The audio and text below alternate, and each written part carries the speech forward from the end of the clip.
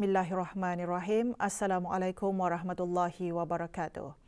Duli Yang Teramat Mulia Paduka Seri Pengiran Muda Mahkota, Pengiran Muda Dr. Haji Al-Muhtadi Billah, Ibni Kebawah Duli Yang Maha Mulia Paduka Seri Baginda Sultan Haji Hassan Al-Bolkiah Muizzaddin Wad Daulah, Menteri Kanan di Jabatan Perdana Menteri dan Pro-Chancellor Universiti Brunei Darussalam UBD, kemarin berkenan berangkat menyempurnakan perasmian Pesta Konvoi UBD 2022.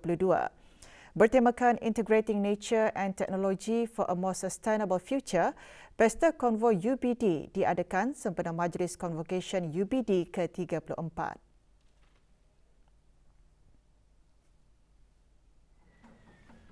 Keberangkatan Duli Yang Teramat Mulia dijunjung oleh Yang Berhormat Datin Seri Setia Dr. Dayang Hajah Rumaizah binti Haji Muhammad Saleh, Menteri Pendidikan.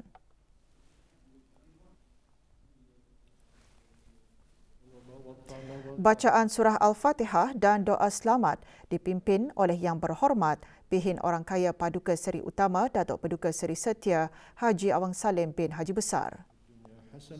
وفي الآخرة حسنة وقنا عذاب النار وصلى الله على سيدنا محمد وعلى آله وصحبه أجمعين بفضلك سبحان ربك رب العالمين. Duli Yang Teramat Mulia berkenan merasmikan Pesta Konvoi UBD 2022 dan bangunan pusat kesenian Pro-Chancellor.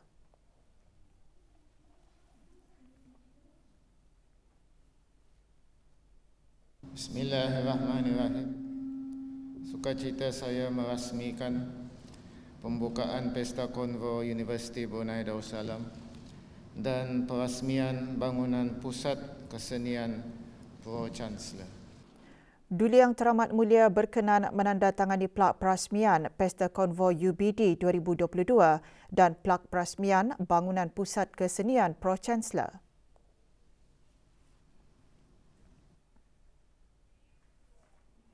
Duli Yang Teramat Mulia dijunjung menyaksikan tayangan video bertajuk Haunted karya Awang Muhammad Farhan Nizam bin Zaini, mahasiswa UBD.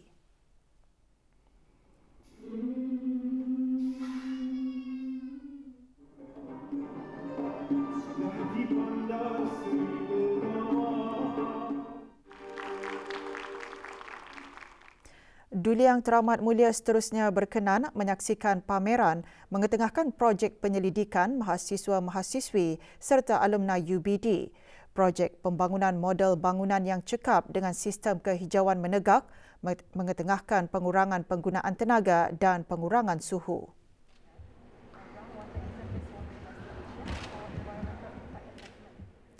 Projek penganalisaan sumber air bawah tanah dan permukaan bagi penilaian kesan alam sekitar di negara ini menekankan pembangunan negara berkaitan beberapa projek yang memerlukan penilaian kesan alam sekitar.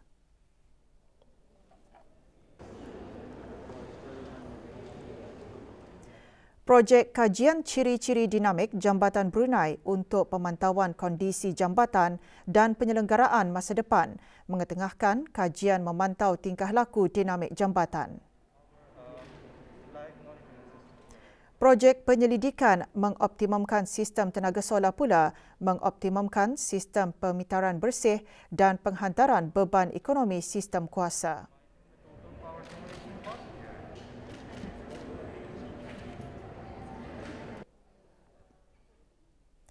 Duli Yang Teramat Mulia juga berkenan merasmikan UBD Mini Gallery.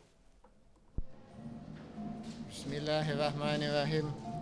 Sukacita saya merasmikan pembukaan galeri UBD.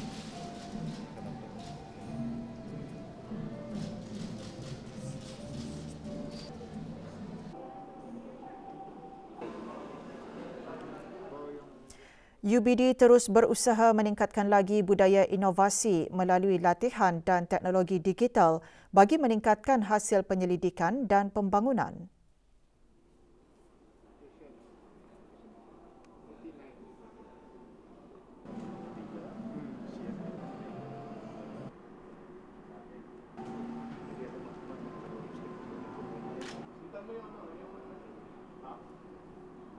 This where our visitors can actually try masters and PhD. Visi UBD 2025 menumpukan kepada beberapa matlamat strategik utama, antaranya ke arah universiti yang cemerlang dalam penyelidikan.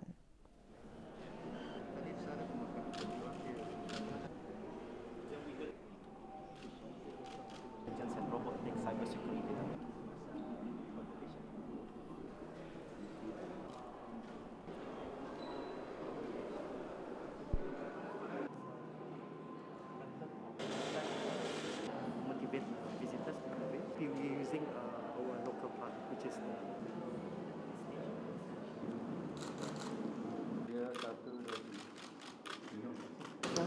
the School of Business and from Computer Science. Baru mulai Leadership, Innovation and Learning. James Raihan, I'm a lecturer here at the Faculty of Arts and Social Sciences.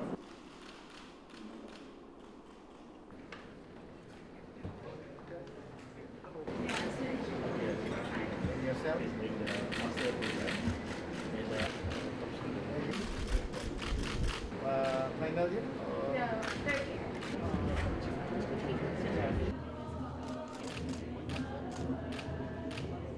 And these are the international students from UBD.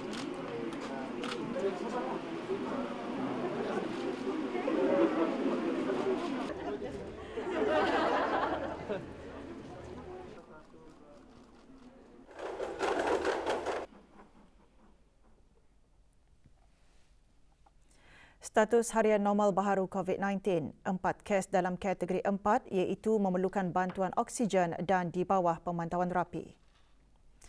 Kementerian Kesihatan juga memaklumkan 605 kes sembuh kemarin, manakala 1 kes meninggal dunia.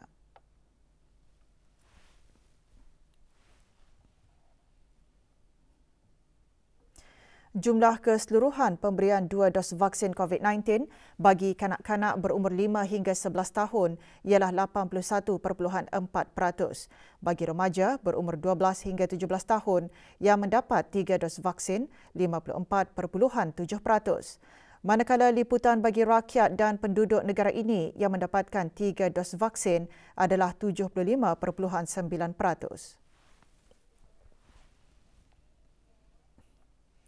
Sempena memperingati 24 tahun perasmian Hospital Pengiran Muda Mahkota Pengiran Muda Haji Al-Muhtadi Billah Tutong, kemarin diadakan majlis doa kesyukuran.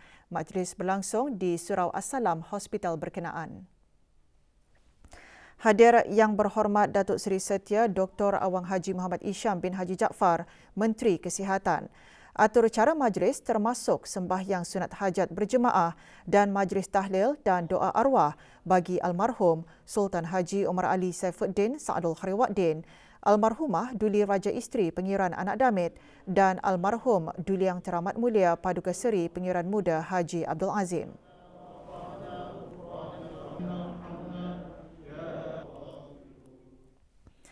Pelbagai cabaran perlu dihadapi ke arah mencapai wawasan Brunei 2035, menurut Menteri di Jabatan Perdana Menteri dan Menteri Kewangan dan Ekonomi kedua. Pandemik COVID-19 yang berlaku di seluruh dunia telah menyebabkan rantaian bekalan global, aktiviti-aktiviti ekonomi dan pergerakan di kawasan sempadan terjejas. Namun ketika dunia beransur pulih, krisis inflasi global pula tercetus, terutama inflasi makanan. Ketika inilah para pemimpin yang berdaya tahan mempunyai strategi dalam mengambil langkah-langkah bersesuaian untuk menangani pelbagai isu yang timbul sangat diperlukan.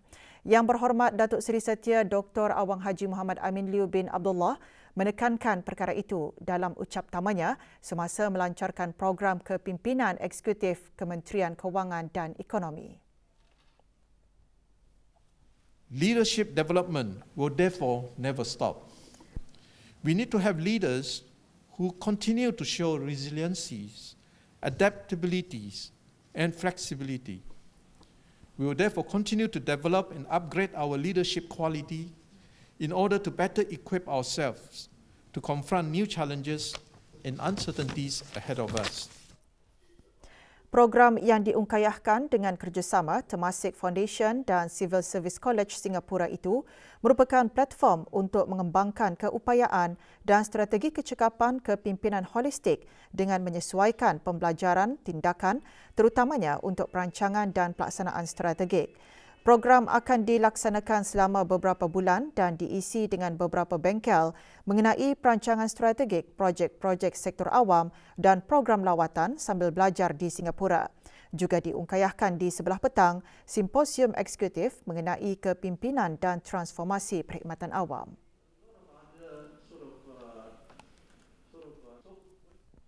...722 pegawai dan kakitangan Kementerian Pendidikan yang bersara pada tahun 2019 hingga 2021 diraikan dalam satu majlis.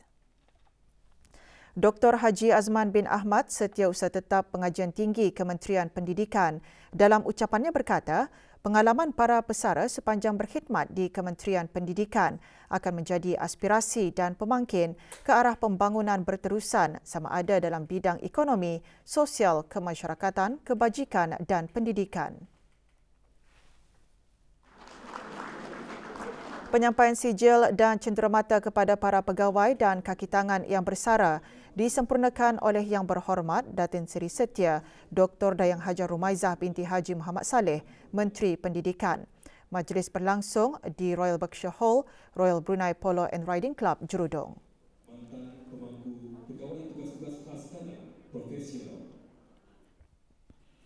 Kementerian Kebudayaan Belia dan Sukan dan jabatan-jabatan di bawahnya mengadakan majlis sambutan awal tahun Hijrah.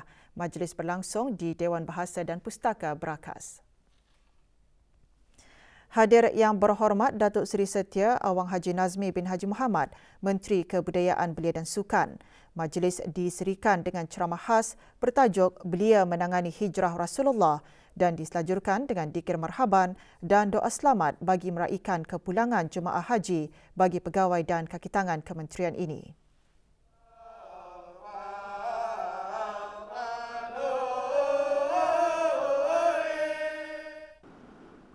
Juga mengadakan majlis seumpamanya Kementerian Pengangkutan dan Infokomunikasi. Hadir Awang Haji Muhammad Nazri bin Haji Muhammad Yusof, Setiausaha Tetap Kementerian Pengangkutan dan Infokomunikasi. Majlis diisi dengan ceramah khas bertajuk Memahami Erti Hijrah. Majlis yang diselajurkan dengan meraikan kepulangan jemaah haji ini berlangsung di kementerian berkenaan.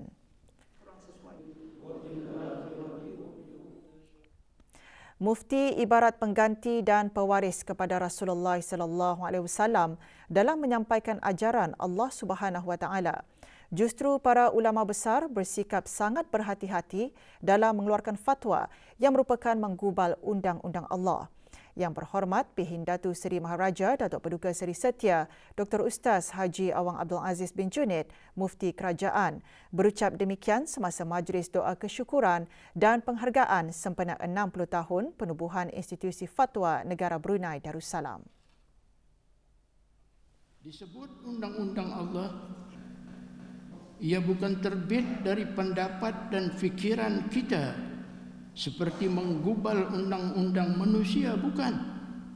Tetapi undang-undang Allah itu adalah ia bertolak dari kitabnya sendiri Al-Quran, dari Al-Hadis dan ijma' para ulama. Inilah dasar dalam menggubal undang-undang fatwa itu.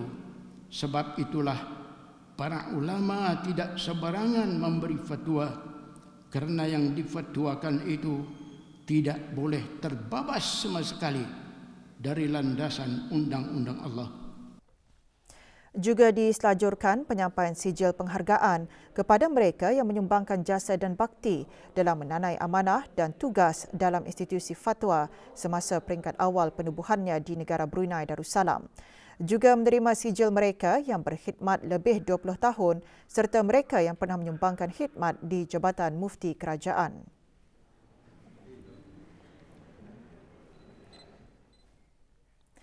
Peluang-peluang yang ditawarkan teknologi kewangan fintech untuk memajukan kewangan hijau adalah besar dan boleh membantu dalam pembangunan kewangan hijau seperti mengumpul data maklumat yang besar pada masa sebenar dan penilaian risiko yang kompleks. Perkara tersebut terkandung dalam ucap tama Timbalan Menteri Kewangan dan Ekonomi semasa forum mengembangkan fintech dan kewangan hijau di negara Brunei Darussalam.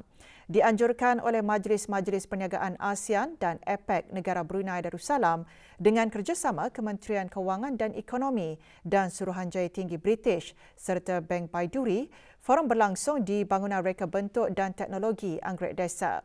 Dalam ucap tama, Datuk Seri Paduka Awang Haji Khairuddin bin Haji Abdul Hamid juga menyentuh mengenai kepentingan hubungan kewangan hijau dan kewangan Islam serta menggariskan kepentingan pembangunan sektor kewangan mampan yang mampu menyalurkan dana dalam inisiatif hijau selain menyentuh pembiayaan kenderaan elektrik sebagai contoh.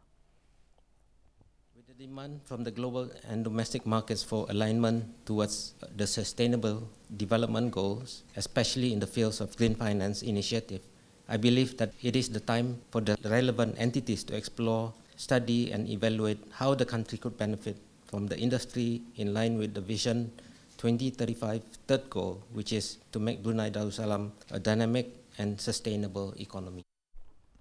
Forum juga mendengarkan perkongsian daripada Tuan Yang Terutama Mak Gania MP, Utusan Perdagangan Perdana Menteri United Kingdom ke negara Brunei Darussalam, Myanmar dan Thailand tentang pendekatan United Kingdom terhadap fintech dan amalan-amalan kawal selia yang digunakan serta bagaimana universiti-universiti berusaha ke arah menyokong fintech. Sementara itu, panel perbincangan menyentuh mengenai rangka kerja kawal selia dan langkah-langkah praktikal pertumbuhan sektor fintech di Brunei.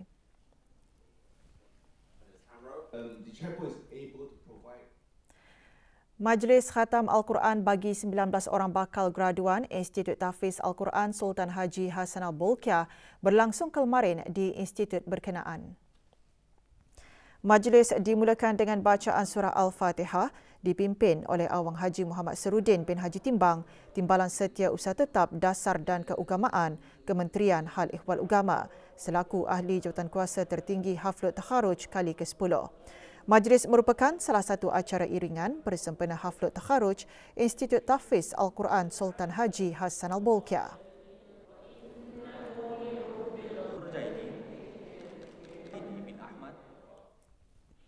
Universiti Islam Sultan Sharif Ali UNISA buat kali pertama berjaya meraih kedudukan dalam World Universities with Real Impact WURI Ranking yang diterajui oleh Institute for Policy and Strategy on National Competitiveness IPSNC.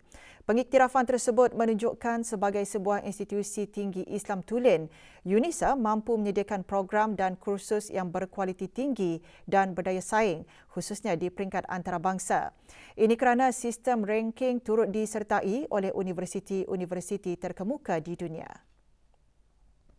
Secara keseluruhan, UNISA berjaya meraih kedudukan 201 hingga 300 dalam sistem ranking tersebut. Manakala kursus projek keusahawanan yang ditawarkan oleh Fakulti Ekonomi dan Kewangan Islam FEKIM UNISA berjaya menduduki kedudukan 51 hingga 100 dalam kategori semangat keusahawanan. Sementara itu, Dr. Haji Nur Arfan bin Haji Zainal, Rektor UNISA berkata, kedudukan UNISA dalam ranking WURI 2022 sudah setentunya menyuntik semangat warga UNISA untuk terus membangun UNISA ke arah kecemerlangan dan pengiktirafan antarabangsa. Perkembangan itu juga membuktikan bahawa program akademik yang ditawarkan UNISA memiliki kualiti yang setara dengan universiti-universiti yang berprestij di peringkat antarabangsa.